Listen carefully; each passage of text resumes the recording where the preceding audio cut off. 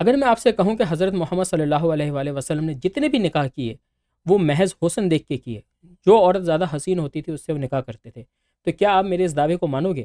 اور اگر نہیں مانتے تو پھر قرآن میں موجود سورہ احزاب کی آیت نمبر 52 کا کیسے جواب دو گے، کہ جہاں پہ خود پروردگار نے یہ فرمایا ہے کہ اے نبی اب اس سے زیادہ تم نے نکاح نہیں کرنے، پھر چاہے تمہیں جتنا بھی حسن پسند آ جائے، یا اب صرف جلیبیاں ہی بناؤ گے؟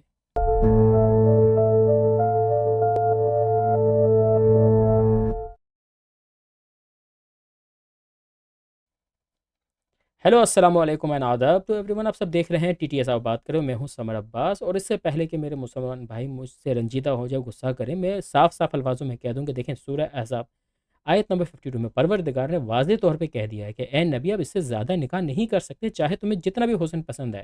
اور دیکھیں مجھے اس وقت جلیبی بنانے کا کوئی شوق نہیں ہے، تو میں آپ سے اس پہ تو بات کروں گا ہی نہیں کہ اس آیت کا شان نزول کیا ہے، کیوں آیت یہ نازل ہوئی، کیا واقعات تھے، اس سے پہلے کی آیت کیا ہے اور اس کے بعد کی آیت کیا ہے۔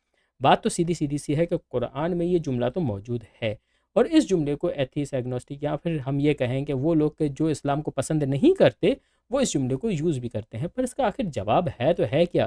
کیونکہ یہ الفاظ تو واضح طور پہ موجود ہے، تو جس سے ہم انکار تو کر ہی نہیں سکتے۔ اب اس سے پہلے کہ ہمارے ایتھیس بھائی زیادہ خوش ہو جائیں میری یہ باتیں سن کر، میں بتا دوں یہ معاملہ اتنا سیدھا نہیں ہے جتنا آپ سمجھ رہے ہیں۔ در حقیقت یہ بات بہت سادہ سی ہے، مگر ہوا کچھ یوں کہ جو کچھ لوگ ہوتے ہیں نا کہ جو سیدھی سی بات کو بھی ٹیڑھا میڑھا کر دیتے ہیں اور پھر ابہام پیدا کرنے کی کوشش کرتے ہیں، تو یہ انہی میں سے ایک چیز ہے۔ ہاں یہ صحیح ہے کہ پروردگار نے کہا کہ چاہے تمہیں جتنا بھی حسن پسند آ جائے اس سے زیادہ نکاح نہیں کرنے، بٹ یہاں پر ایک ورڈ استعمال ہوا ہے، وَلَو۔ عربی میں اگر آپ دیکھیں وَلَو استعمال ہوا ہے۔ اب اس سے پہلے کہ میں آپ کو اس آیت کی وضاحت دوں اور میں آپ کو یہ بتاؤں کہ اس آیت میں پروردگار نے آخر رسول خدا سے اس طرح سے گفتگو کیوں کی ہے، کہ جبکہ دوسری جگہ پہ خود پروردگار یہ کہتا ہے کہ اے نبی آپ تو اخلاق کے اعلیٰ درجے پہ موجود ہیں، ان ساری چیزوں سے پہلے ایک بات تو ثابت ہو جاتی ہے کہ یہ قرآن جو ہے رسول خدا نے اپنے ہاتھوں سے نہیں لکھا۔ یعنی کہ ہمارے ایتھیس ایگنوسٹک اسکیپٹک یا پھر وہ جو اسلام کے خلاف لوگ کام کرتے ہیں اور کہتے ہیں کہ یہ قرآن جو ہے خود رسول خدا نے یا رسول خدا نے ایک ٹیم بنا کے لکھا ہے، یہ تو ثابت ہو جاتا ہے کہ نہیں انہوں نے یہ نہیں کیا۔ کیوں؟ کیونکہ اگر میں خود اپنے ہاتھ سے کوئی کتاب لکھوں یا میں میری ٹیم اگر میرے لیے کام کر رہی ہو اور کوئی کتاب لکھے جس سے مجھے فائدہ حاصل کرنا ہو، تو اس میں اپنی انسلٹ خود کیوں کرواؤں گا؟ تو یہ بات تو ثابت ہو جاتی ہے کہ یہ نہ رسول خدا نے کتاب اپنے ہاتھوں سے لکھی ہے، نہ کسی اور سے لکھوائی ہے، بلکہ یہ کسی اتھارٹی کی طرف سے۔ مگر پھر اتھارٹی اس طرح کی بات کر کیوں رہی ہے؟ اس سے تو رسول خدا صلی اللہ علیہ وآلہ وسلم کے کریکٹر پہ انگلیاں اٹھتی ہے کہ نہیں؟ اس کا جواب ہے کیا؟ اب میں آپ کو عربک لینگویج کے جھولے جھلاؤں، اس سے بہتر یہ ہے کہ پہلے ہم اردو میں بات کریں گے کچھ اور پھر ہم جائیں گے انگلش کی طرف۔ کبھی کبھی ہوتا ہے نا کہ ہمیں کوئی کام کرنا ہوتا ہے، لیٹ سپوز ہمیں کسی جگہ پہ جانا ہوتا ہے اور 10 لوگ ہمیں سمجھا رہے ہوتے ہیں کہ یار مت جاؤ، کافی مشکل ہے، تم جاؤ گے پریشان ہو جاؤ گے، آزمائشوں سے گزرنا ہوگا، مگر ہمیں کیونکہ وہ کام کرنا ہوتا ہے تو ہم کیا کہتے ہیں کہ میں تو اس جگہ جا کر ہی رہوں گا، پھر چاہے آسمان ہی کیوں نہ ٹوٹ پڑے۔ تو کیا واقعی میں آسمان ٹوٹ جائے گا؟ نہیں، یہ ایک امپاسبل سی چیز ہے، پر ہم اس امپاسبل کنڈیشن کو کیوں لے کر آئے؟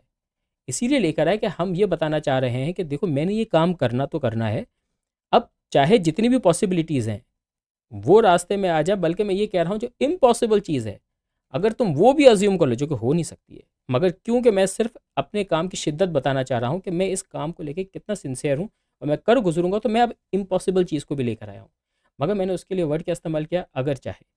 ٹھیک ہے، یعنی ہم اکثر یہ بھی کہہ دیتے ہیں کہ نا میں تمہاری کبھی بھی مدد نہیں کروں گا، پھر چاہے تم جتنا بھی میرے آگے گر گراؤ۔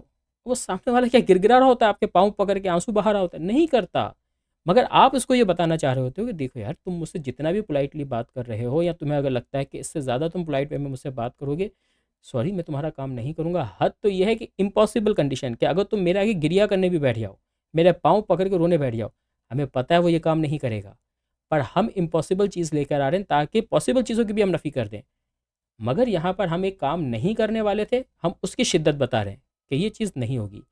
کیا یہ صرف اردو تک ہی لمیٹڈ ہے یا پھر دوسری لینگویج جیسے کہ ہم انگریزی زبان کے اندر بھی اس کا استعمال کرتے ہیں؟ یعنی کہ کبھی ہوتا ہے نا کہ ہم کوئی کام کرنا چاہ رہے ہوتے ہیں اور وہ کافی زیادہ ٹائم ٹیکنگ ہوتا ہے، تو اس میں ہمیں سمجھایا جا رہا ہوتا ہے کہ یار مت کر بھائی، تو بہت ٹائم لگے گا، تو نہیں کر پائے گا، بہت لمبا اس پہ ٹائم لگ جائے گا، اور وہاں پر ہم انگلش میں ایک جملہ استعمال کرتے ہیں، ہم کہتے ہیں کہ آئی ول ڈو اٹ، اور اصلی جملہ آگے والا ہے even if the world and tomorrow. So even if the world ends tomorrow, ہم یہ ورڈ استعمال کرتے ہیں اس کے فارم میں۔ کیوں استعمال کرتے ہیں ہم یہ جملہ؟ کیا کل دنیا اینڈ ہونے والی ہے؟ نہیں، پر ہم یہ بتا رہے تھے I have to do it and I will do it even if, again اگرچہ کیا ہو جائے، ورلڈ اینڈس ٹمارو، کل دنیا ختم ہو جائے. یہ ایک امپاسبل سی چیز ہے. ہم ایک امپاسبل کنڈیشن لے کر آئے. کیوں؟ کیونکہ ہم بتانا چاہ رہے ہیں کہ میں اس کام کو لے کے اتنا سنسیئر ہوں، میں کر گزروں گا چاہے کچھ بھی ہو جائے. اسی طریقے سے ایک اور مثال لے لیجیے آپ. لیٹ سپوز کہ ہمیں کسی کو کوئی آفر کرنی ہوتی ہے اور وہ بندہ بڑا ضدی ہوتا ہے، وہ ہماری بات مان نہیں رہا ہوتا ہے. ٹھیک ہے، تو اس پہ ایک جملہ کہا جاتا ہے نا کہ ایون اف یو آفر ہم $1 million، وہ تمہاری بات نہیں مانے گا. تو even if you offer $1 million، اس سے کوئی فرق نہیں پڑتا، تم $1 million بھی دے دو، کیونکہ ہر بندہ جو ہے وہ بکاؤ نہیں ہوتا. صحیح نا دوست؟ تو ہم اس طرح سے کمیونیکیٹ کرتے ہیں. تو جب ہمیں یہ بات اردو میں سمجھ میں آتی ہے، جب ہمیں یہ بات انگلش میں سمجھ میں آتی ہے، تو پھر عربک میں سمجھ میں کیوں نہیں آ رہی دوست؟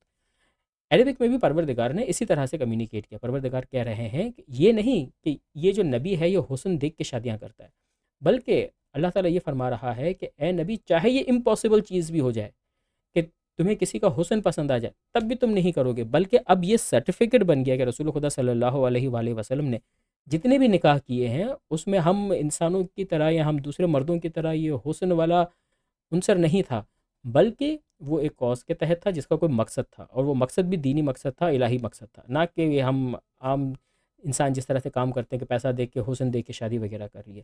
تو میں نے اپنے تئیں کوشش کی آپ کو سادہ الفاظوں میں اور سادہ مثالیں دے کے آپ کو یہ بات سمجھانے کی کوشش کی. اور انشاءاللہ اگر کل کو آپ کے مقابلے میں کوئی بھی ایکس مسلم، ایگنوسٹک یا اسلاموفوب آئے اور اگر وہ اس طرح کا رسول خدا کی ذات پر اعتراض لے کر آئے، تو آپ بھی اس کو پیار سے سمجھانے کی کوشش کیجیے گا. پر اگر وہ نہیں سمجھتا تو پھر وہی کہ جو قرآن کا حکم ہے، قالو سلامہ.